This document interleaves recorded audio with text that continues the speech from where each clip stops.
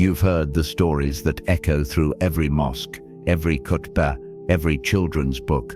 The parting of the sea by Prophet Musa, the ark of Prophet Noah, riding the waves of divine wrath, the fiery trial of Prophet Ibrahim, and the voice that called out before the blade could fall. These are the stories that shape our collective memory, passed from one generation to the next with reverence and awe. But the Quran is not a book of legends.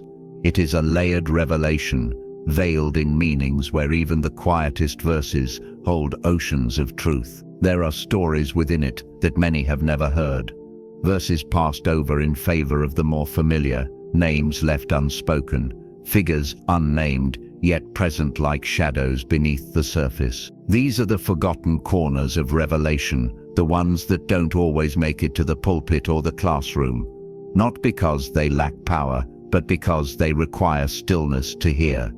Some stories are not declared with trumpets, but whispered between the lines. They reveal themselves not through repetition, but reflection. You might not recall them because they do not come with a title. They don't have a chapter named after them, but they are a phrase here, a parable there, footnotes in the tafsir, carried quietly through the centuries by scholars and scribes. Some are tucked into the margins of the great mufassirin, recorded not to impress, but to preserve. Others are hidden in plain sight, verses we recite, but never pause to truly see. These stories don't demand your attention, they wait for you to notice. What does it mean that the Quran contains so many untold accounts? That for every Musa and Isa and Yusuf, there are countless others we do not name. It is a reminder that divine truth does not depend on human recognition. That value is not in fame but in faith. That in every era, Allah raised voices that carried His message, and some of those voices spoke only once to one person in one place. And it was enough. We often imagine that what is powerful must also be loud. That truth should come with spectacle, but the Quran turns that idea on its head. It praises those who believe without seeing. It elevates those who carry their burdens in silence. It tells us of those who were neither kings nor warriors, but were beloved by God. And in doing so, it leaves space for stories that feel like our own, unremarkable, quiet, overlooked. This is not a list of historical oddities or forgotten trivia. It is a journey into the subtler veins of revelation, into verses that shine not like lightning, but like stars you only notice when the noise dies down. Each of the stories you'll hear has been mentioned by scholars, drawn from authentic traditions and rooted in the Quranic text. But they have not been center stage, not because they are less important, but because their purpose is different. They are reminders that guidance isn't always grand. Sometimes it's a single moment, a quiet act, a man in a crowd who does not speak but believes, a woman whose prayer is never recorded but answered, a place, a time, a crack in the sky, seen by one person and remembered only in the heavens. These are not just stories from the past. They are windows into how Allah sees faith, justice, repentance, and mercy. And perhaps by listening closely, you will find something of yourself in them. Not the version of you that others talk about, but the version that prays in secret, that believes through doubt, that keeps walking even when no one's watching. The version that Allah has never forgotten. So we begin not with spectacle, but with intention, to listen, to wonder, to uncover the stories that have always been there, waiting for someone to ask what lies between the lines. It begins as so many things do, not the kind that lashes out, but the kind that retreats, that seeks shelter when the world has turned too cruel to bear. The story of the youths of the cave is one of the most beloved in the Quran, retold in sermons and study circles across centuries. They were young men of noble spirit who refused to worship the false gods of their people. When their refusal marked them for punishment, they fled to a cave, placing their trust in Allah and laying down to sleep under His protection. Their story is one of steadfast belief and divine mercy. Their names unknown, but their courage remembered. What most people recall is this: the companions slept for centuries, their bodies preserved, untouched by time, until they were awakened as a sign. There is the dog mentioned in the Quran, lying at the mouth of the cave, guarding them with a loyalty that echoes through Tafsir. Some narrations speak of 7 sleepers, others, but in all the retellings, there is one figure who exists only at the edge of the story, glimpsed and then gone. He does not enter the cave. His name is not recorded, and yet some scholars speak of him with reverence. He was not one of the sleepers. He did not share their bed of stone or their centuries of slumber, but he was there before they disappeared, and he played a role that, though brief, bore the weight of sacrifice. He was a man of knowledge, older than the youths, a scribe, or perhaps a healer, depending on which tradition you follow. He believed in their cause. He may have even guided them toward the cave, showing them the hidden path through the hill. But when they reached the entrance, when the shadows stretched long and the world fell silent, he did not go in. Some say he stayed behind to distract the pursuers. Others believe he was instructed to remain and pass on their story, to leave behind a written record that would ensure their stand for monotheism would not vanish. There is a narration passed down among some of the early commentators, not canon, but mentioned in the margins, that he stood alone at the edge of the cave and whispered a prayer that was never answered in his lifetime. He asked for protection, not for himself, but for he asked that their hearts remain firm, that their sleep be peaceful, that their message be remembered. He watched them disappear into the cave's mouth, watched the dogs settle at the entrance, watched the light fade. Then he turned back toward the city, toward the noise and danger and disbelief. He had chosen not to escape, or perhaps he had been chosen to remain. That part, like much of his story, is not clear, but what is known is this: he never renounced his belief, and he was never heard from again. It is easy to admire the youths for their defiance. They were bold in the face of tyranny. They chose exile over submission. Their sleep became a miracle, their return a sign. But there is something quieter, and perhaps more difficult, in the man who stayed behind. He had no miracle to protect him, no cave to shield him from the wrath of those in power. He believed and then he vanished from the record, leaving only a hint behind. Why mention him at all if the Quran does not name him? Because belief is not always grand. Because some of the most powerful acts of faith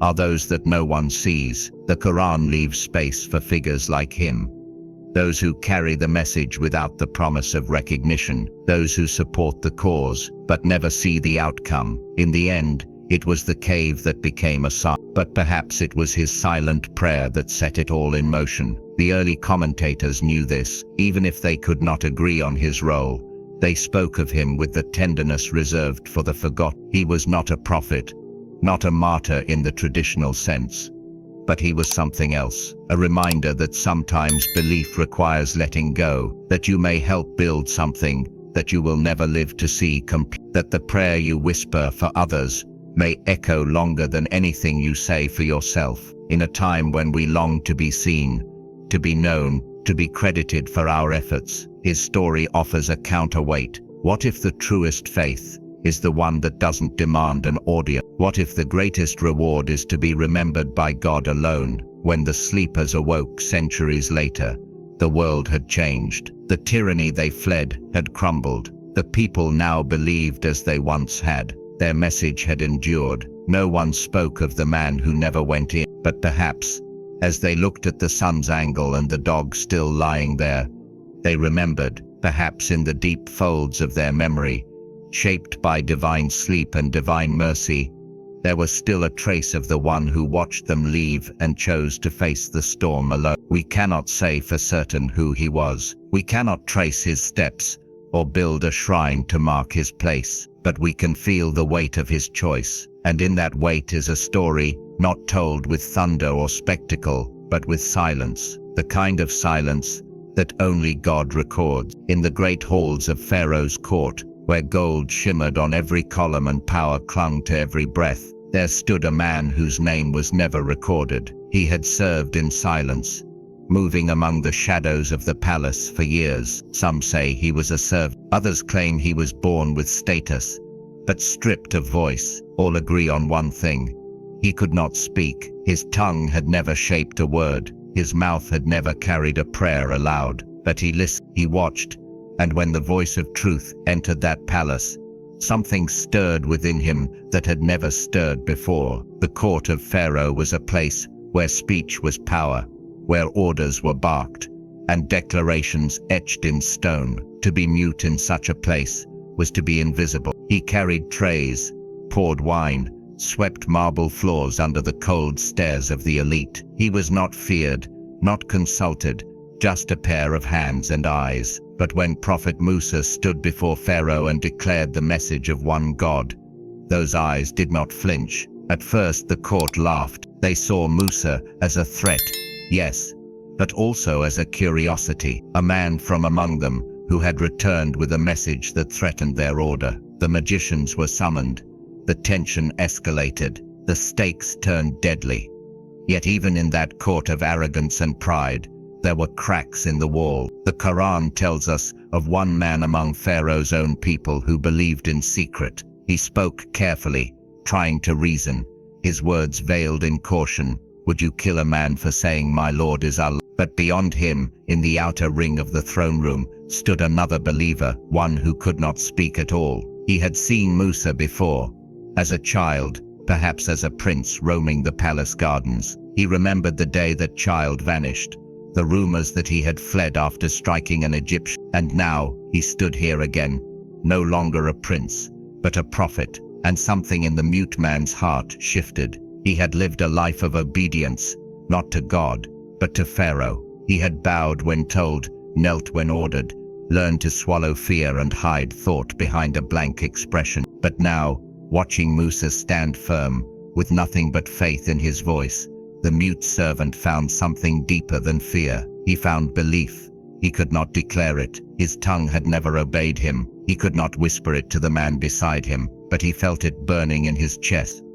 The words he could not say became a prayer he never knew he could offer. For once, his silence was not empty, it was full. He repeated the message again and again in his mind, not for Pharaoh, but for the one watching from above. Some narrations say that on the day of the confrontation between Musa and the palace magicians, this mute witness wept, not from terror, but from awe. He had seen falsehood, dressed in splendor all his life, but now he saw truth standing barefoot on marble, unarmed, but unshaken. He watched the staff become a serpent. He watched the magicians fall into sajda, overcome by a fear greater than Pharaoh's wrath, and he stood still, silent, trembling. When Pharaoh roared in anger and ordered punishment, many fled, some repented in secret, but the mute servant stayed. He returned to his quarters and began writing, not with ink, for he had never learned letters. He carved with a shard of pottery into the wall behind his sleeping mat,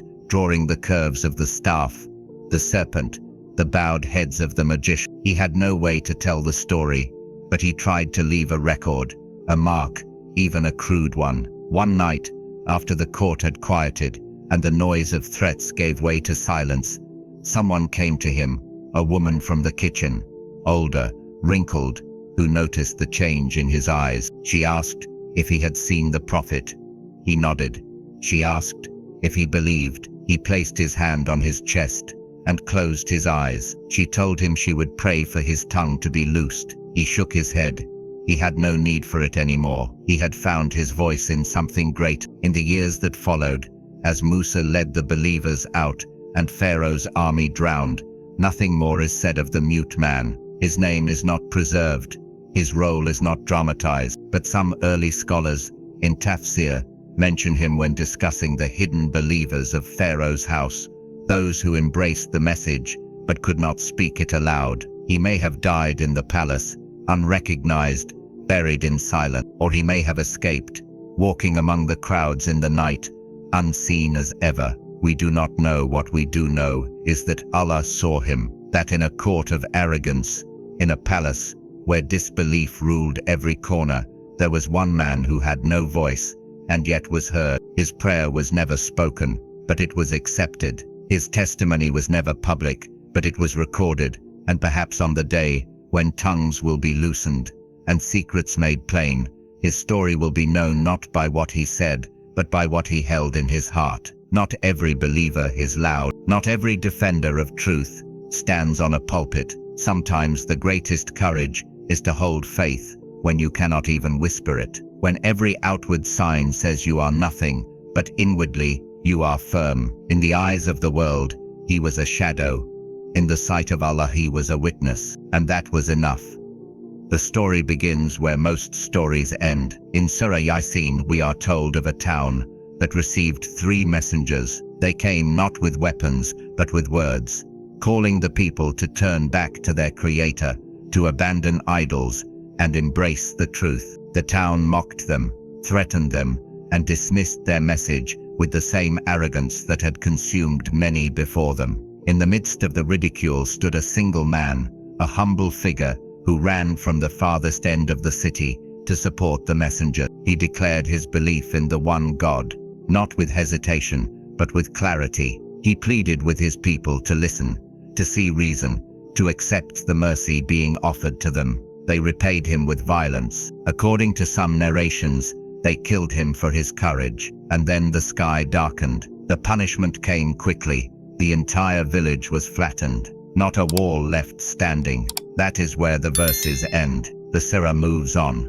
The story closed, the warning delivered. But among the scholars who read deeply between the lines, there is a tradition, not often mentioned. It speaks of a man in that same town who was not among the mockers, nor among the believers who spoke aloud. He was a quiet man, perhaps a farmer, perhaps a laborer, whose faith never left his lips, but rested heavily on his heart. He had heard the messengers. He had listened from a distance. He saw how they were treated, and did not join in the laughter or the scorn. He had seen the man who ran through the streets to defend them. He had watched from the shadows as the crowd turned on him, and when the skies began to shift, when the air itself seemed to tighten with something unseen, he turned to the one he had believed in silently for so long. He did not flee. There was no place to run. The hills would not protect him, and the markets had already emptied of light. The silence before the end was not empty. It was full of regret, of prayers half-spoken, of choices reconsidered too late. But in the heart of this one man, there was no panic, only a quiet resolve. He walked to the center of his home, sat facing the direction he thought was right, and placed his forehead to the ground for the first time, and what he believed would be the last. He did not ask to be spared. He did not ask for reward. He asked only to be forgiven. He had not stood with the messengers. He had not defended them, but he had believed. He had doubted his courage, but not the truth. He prayed that if nothing else, that belief would be enough to count him among the saved. When the punishment fell, it was swift. The earth beneath the town cracked. Fire and wind in forms that defied description consumed what had been, and when it ended, nothing remained, nothing except for one man standing among the ashes. He did not understand why he had been spared. He did not question it. He walked through what had once been his city, and saw no other soul. No voice called back when he cried out. No footstep echoed his own. And still he did not flee. He stayed. He buried what could be buried, prayed over what could not, and made his home in the silence. Some say he lived for many years afterward, that travelers would come across the ruins and find him there, a lone figure in prayer, refusing to leave the place where truth had been rejected. Others say he left one day, carrying only a small scroll, a piece of cloth, and a memory. They say he wandered until he found a town where people listened, where his story was welcomed not with stones but with tears, and there he stayed, telling those who would hear not just of destruction, but of mercy, because what happened to him was not just survival. It was a message that even at the edge of punishment, belief is not wasted, that a single moment of sincerity can split the sky, that silence is not always a failing. Sometimes it is the beginning of repentance. He was never named. The Quran does not mention him directly, but his story lives on in the margins of commentary, in the hearts of those who wonder what happens after the thunder fades. He was not bold like the man who ran through the streets. He did not speak before the crowd, but he turned to Allah when it mattered most, and Allah answered. It is easy to believe when others do, easy to stand tall when the wind is behind you, but belief in a moment of fear, in the breath before collapse, that is something else entirely. It is not just faith, it is trust. This man trusted that the one who sent messengers would also accept the plea of a single trembling heart. He became in his way a sign, a living reminder that the door to mercy does not close with the first drop of rain, that even when the storm is above your head, it is not too late, that a life lived quietly but ended with a true return may weigh heavier than 1,000 loud denials. We often think that salvation is for the heroes, for those who shout the truth from rooftop, but sometimes it belongs to the ones who say nothing until the final hour, then whisper what they should have screamed all along. And sometimes that whisper is all that is needed. When people read Surah Yasin, they remember the man who spoke. They remember the townspeople who refused. They remember the punishment. But somewhere perhaps it is worth remembering the one who stayed behind, who knelt when no one saw, who rose when no one else did, who found mercy not by being right all along, but by turning toward the right in the moment it mattered most. The Quran does not need to name him. His story is told in the stillness after the verse, in the breath between the lines, where the thunder ends and the mercy begins. The Quran speaks of many prophets by name. Some we know from the pages of earlier scripture, and others we meet for the first time in its verses. But then there are the ones left unnamed, mentioned only in passing, glimpsed through illusion, known to Allah though forgotten by history. In Surah Hud and elsewhere, the Quran reminds us that there were prophets sent to every nation,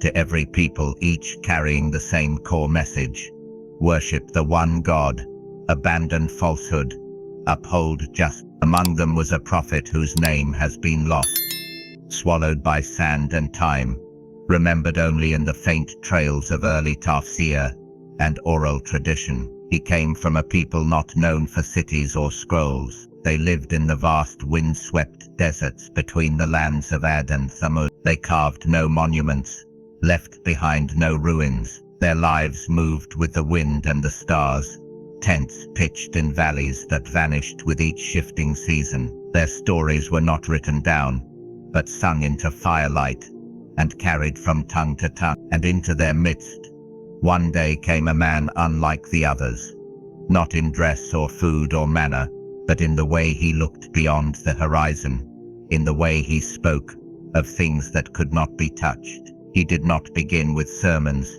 He sat with the old men, listened more than he spoke. He traveled with the hunters, shared their water, learned their names, but slowly, his words began to change. He asked questions no one had dared before.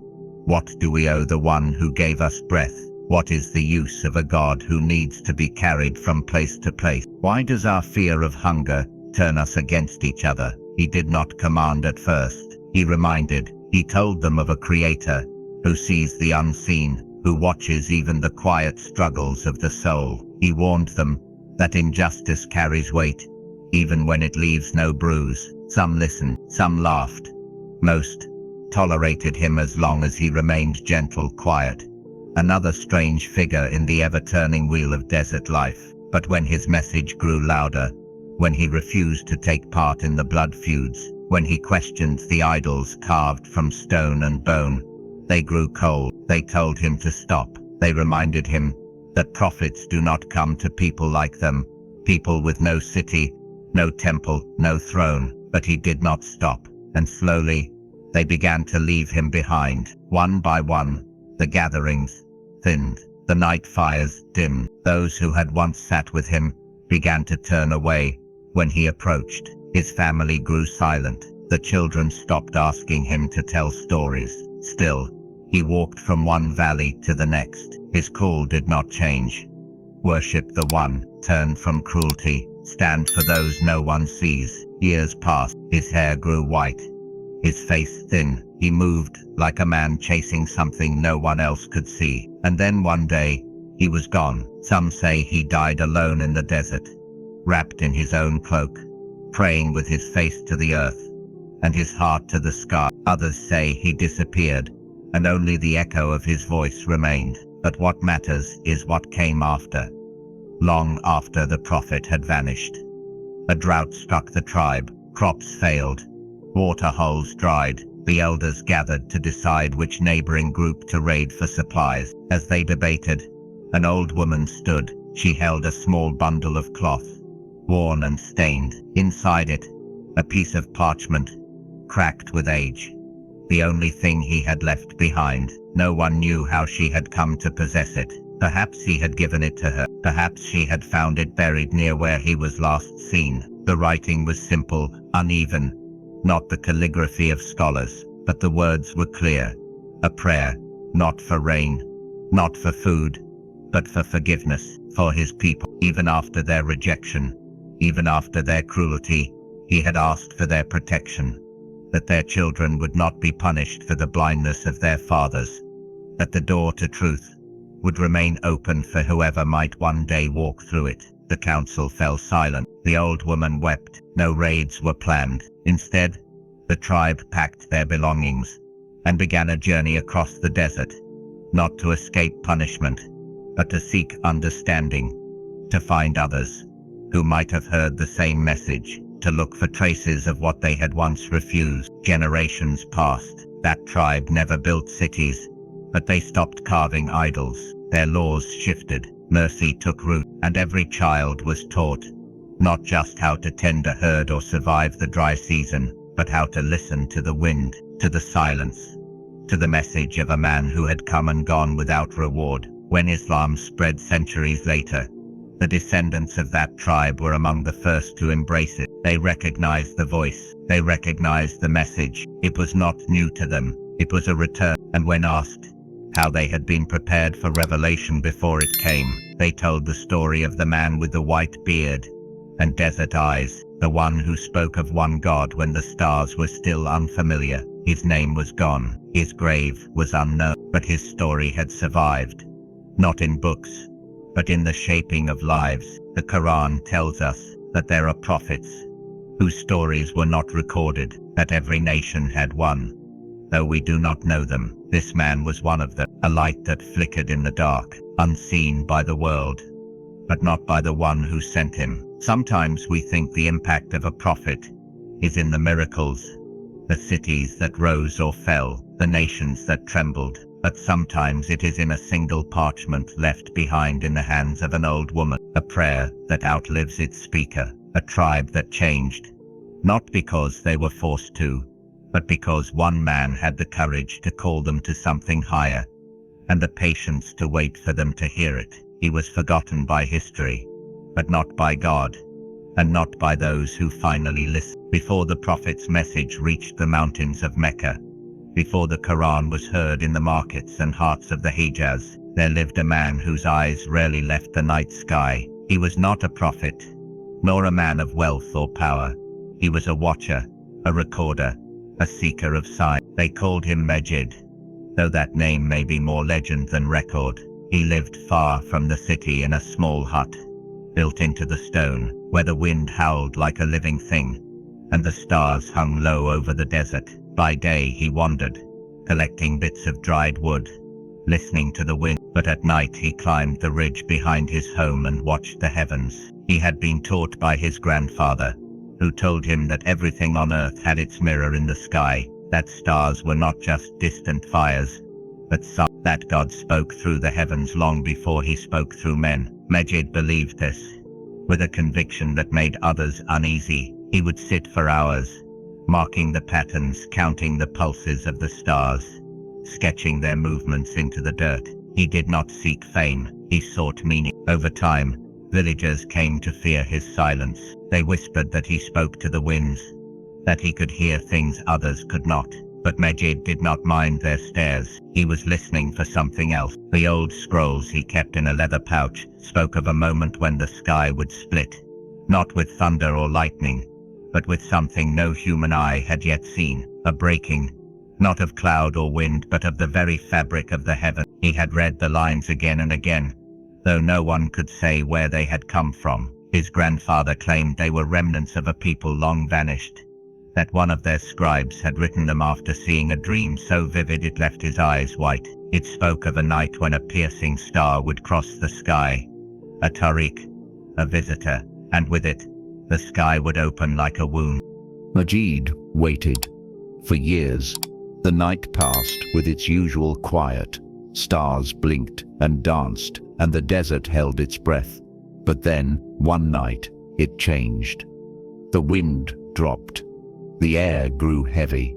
The animals stilled, and then came the sound. Not loud, not sharp, but deep, like something ancient shifting far away. Majid raised his eyes to the sky and saw a light unlike any he had seen before. Not a comet, not a shooting star. It moved with purpose. It glowed with an intensity that seemed to press against the sky itself. And then, as he stared, the sky split. It was not a crack in the clouds. It was something deeper. The stars themselves seemed to part. For a moment he felt as though he could see beyond the veil of the world. Something vast, something watching, and in that instant he knew he was not alone. He dropped to his knees, his chest filled with something that was not fear, but awe. The kind that leaves no words, the kind that makes the earth itself seem small. When the light faded, the sky closed again. But Majid was no longer the same. He returned to his hut, but did not speak of what he had seen.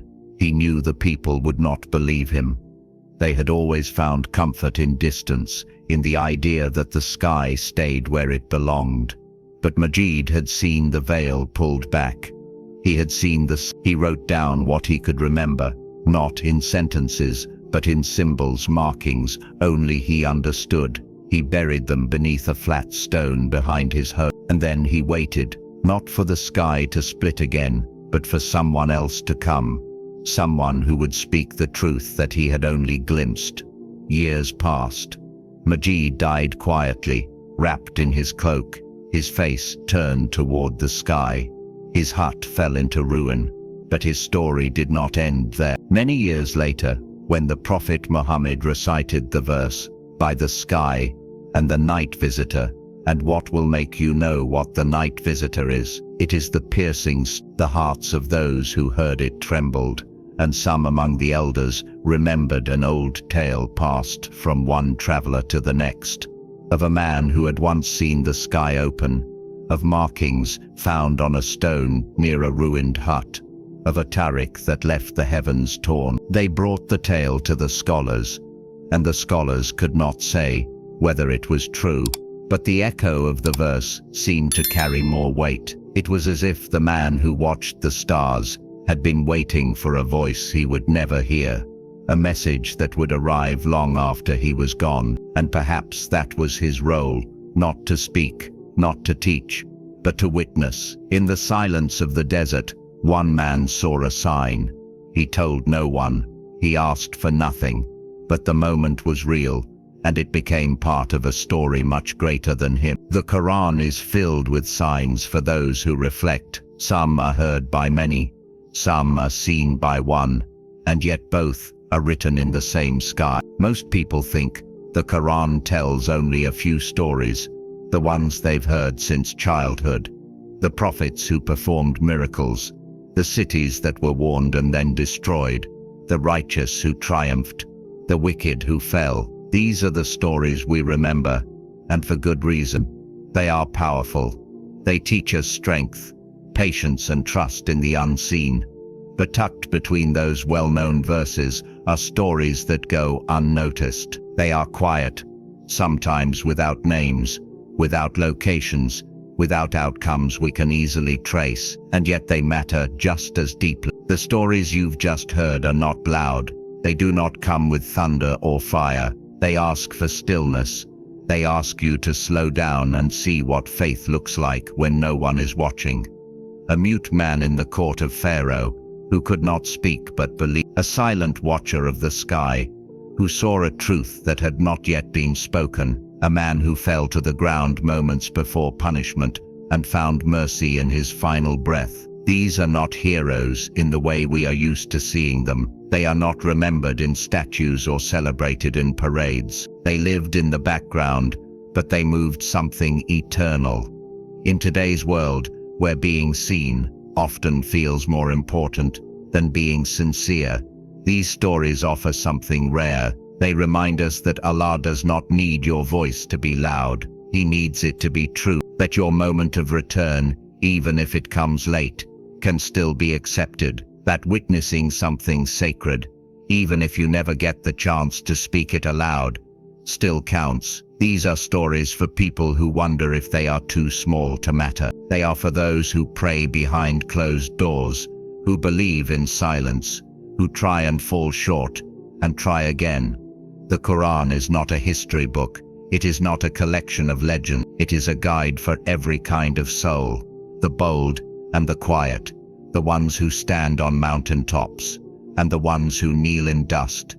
Every story within it has a purpose, and sometimes the ones we never learned in school, the ones that only show up in the margins, are the ones that speak to us most clearly when we are alone.